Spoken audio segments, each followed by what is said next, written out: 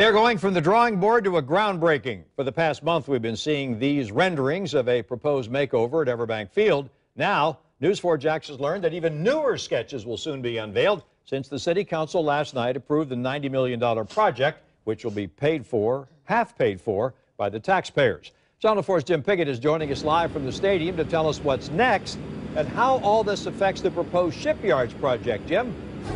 You know, Tom, what's going to happen out here is there's going to be construction beginning in less than a month.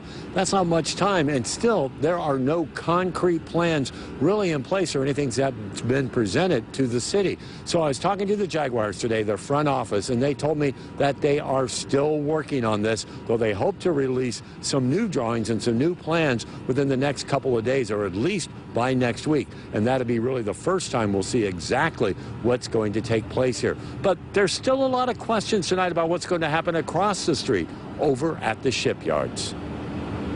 City Council members say they're not surprised that this stadium deal flew through without opposition and without many detailed plans or studies presented on what to expect.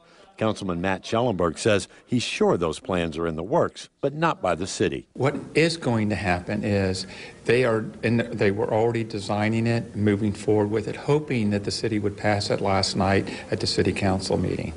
And I think that they are going to be full speed ahead going forward from this point on, and I think that we're going to be able to get some of that information as we proceed. Here's what we do know. The club seats will be first. 3,000 in all will be removed, 1,500 on each side, replaced with a more luxury cabana-type setting. The amphitheater and the covered practice fields will work together, combined areas for some events. All the details are still being worked out and will be released soon. This will be built in something called design built. The contractor will be the architect and builder. Private sector doesn't do things the way city does, and design build construction is a lot of times fast track. I've seen design build where they didn't even finish the plans and they'd be maybe a third of the way through the construction. And there's still the question of what will happen with the shipyards project. Jaguar owner Shad Khan submitted a plan that calls for practice fields and other developments on the site.